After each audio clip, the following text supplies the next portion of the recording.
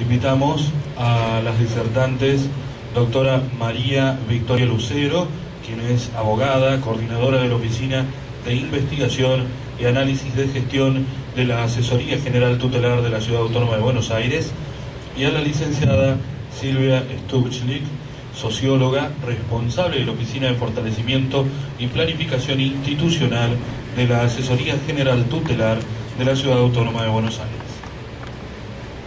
Hola, buenos días. Bueno, yo les voy a hablar y a contar un poquito sobre la aplicación de la Ley Nacional 26.061 en las provincias. Pero antes vamos a hablar un poco sobre el ámbito territorial de aplicación de la Ley 26.061, muchas veces discutido.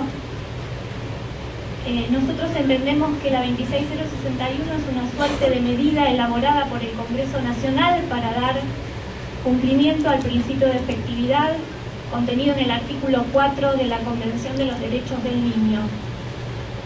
Como todos saben, el principio de efectividad pide a los poderes ejecutivo, legislativo y judicial que adopten todas las medidas y acciones para garantizar el cumplimiento de los derechos y de las garantías contenidos en la Convención. A su vez también consideramos que la 26 vino a garantizar la igualdad de trato y de oportunidades y el pleno goce y ejercicio de los derechos reconocidos en la Constitución Nacional y en los tratados internacionales. Esto se desprende del artículo 75, inciso 22 a 23 de la Constitución Nacional. En este sentido, representa un piso mínimo e indisponible que los estados provinciales deben respetar y aplicar. Por lo tanto, en caso de conflicto de leyes, de normas provinciales con la ley nacional, las leyes provinciales deberían ceder a favor de la aplicación de la ley nacional.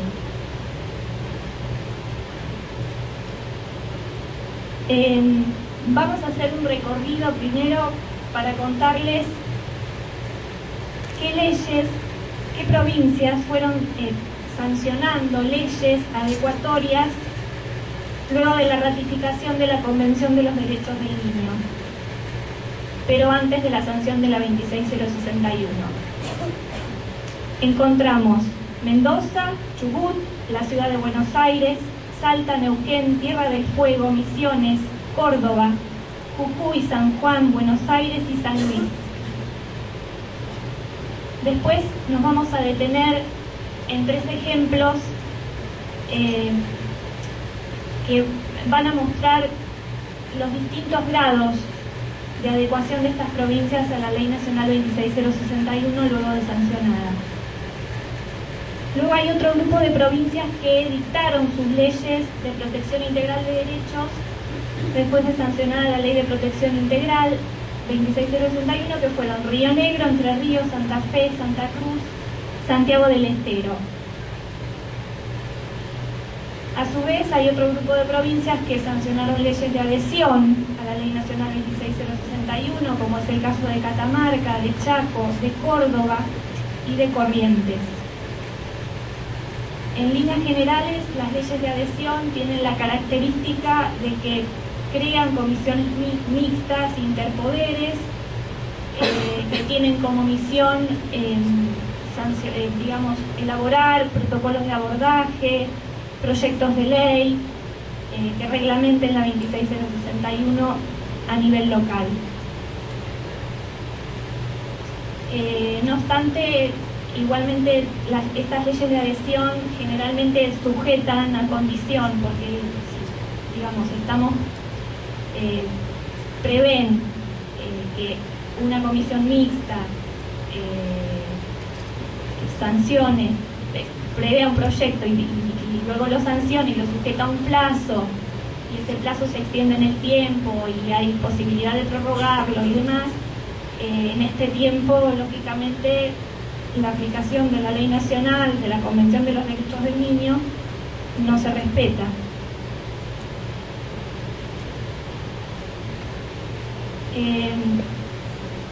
Por otra parte, hubo leyes de protección integral que fueron vetadas por el Poder Ejecutivo. En algunas provincias como Tucumán, por ejemplo, se registran 2 vetos del Poder Ejecutivo a la Ley de Protección Integral de Derechos. Y en La Rioja sucedió lo mismo. El argumento es la falta de recursos para implementar los organismos administrativos y el sistema de protección integral. Y luego hay 2 provincias que hasta el momento no registran sanción de ningún tipo de ley, ni de protección integral, ni de adhesión, que son La Pampa y Formosa. Bueno, ahora voy a contar. Vamos a empezar a hablar de Formosa, que es la provincia que no tiene ley de protección integral, ni tampoco ley de adhesión. La provincia de Formosa, luego de sancionada la ley 26061, dictó una acordada en el año 2007, donde en forma similar a las leyes de adhesión crea una comisión mixta para la redacción de un proyecto de ley reglamentario de la ley nacional. En este proyecto recomienda a los jueces de menores la aplicación de la competencia del órgano administrativo para todos los casos que no representen conflicto con la ley penal. Sin embargo, acto seguido y en el mismo año, la Corte vuelve a dictar otra acordada donde expresa que la aplicación de la ley nacional debe ser gradual en la medida que no resulte incompatible con el artículo 49, inciso 2 de la Ley Provincial 521, que es la que regula la ley orgánica del Poder Judicial. Y esto lo sujeta a la pauta interpretativa del interés superior del niño. Vamos a ver qué dice el artículo 49, inciso 2 de la Ley 521. Este artículo asigna competencia a los jueces de menores en los casos de grave inconducta, abandono material o moral de menores que no hayan cumplido la mayoría de edad. Es decir, la Corte dice que adhiere a la 26061 en primer término y exige que se aplique la 26061, ordenando a los jueces de menores que deriven a los órganos administrativos, y por el otro lado se echa atrás, por decirlo de alguna forma,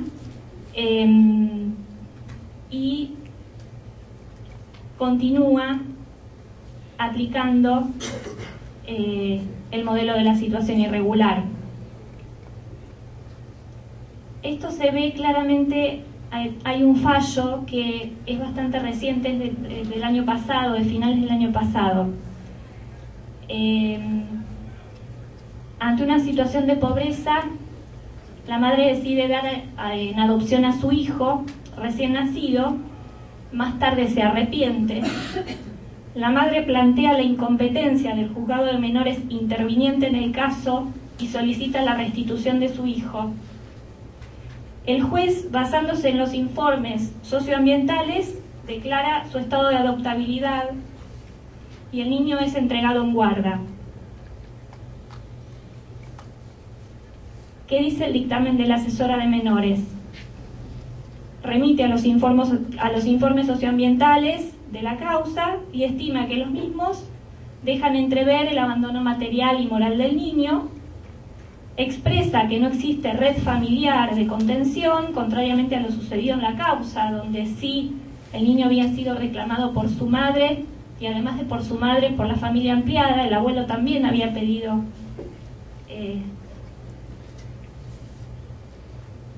convivir con el niño. En la segunda instancia, se llega a la segunda instancia a raíz de que la madre presenta un recurso de nulidad de las actuaciones por entender que la decisión era contraria a los postulados de la Ley Nacional 26061, y la Cámara considera que la solución a la que arriba la primera instancia vulnera los derechos que la propia Convención reconoce, como es el derecho que todo niño tiene a la convivencia familiar. y en este sentido ordena la restitución del niño a la madre. Digamos, dando cumplimiento con este derecho. Sin embargo,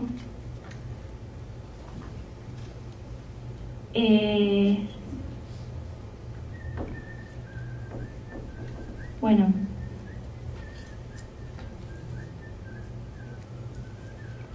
sin embargo el caso llega a la Corte, y la Corte en cambio lo que hace es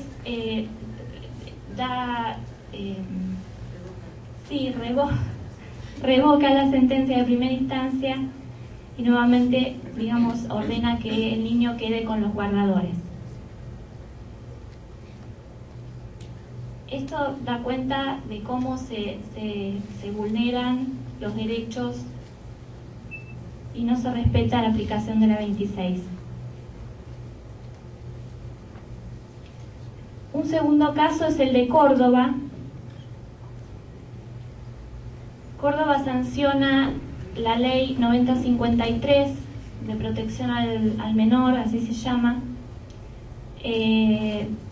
Esta ley tiene componentes tutelares que dan también intervención, donde se da también intervención discrecional al juez para decidir la separación del niño de su familia.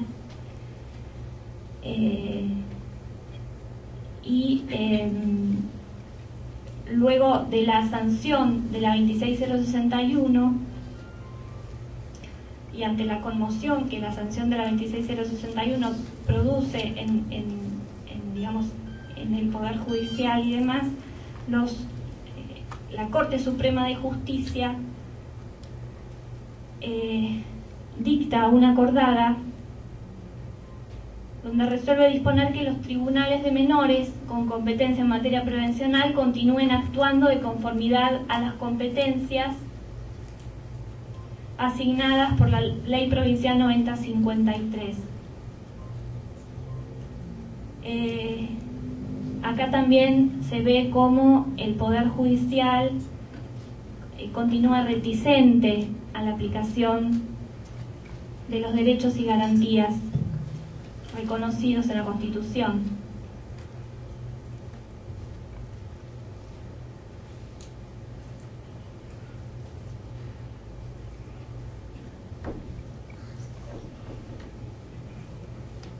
Luego, Córdoba sanciona una ley de adhesión, que es la 9396.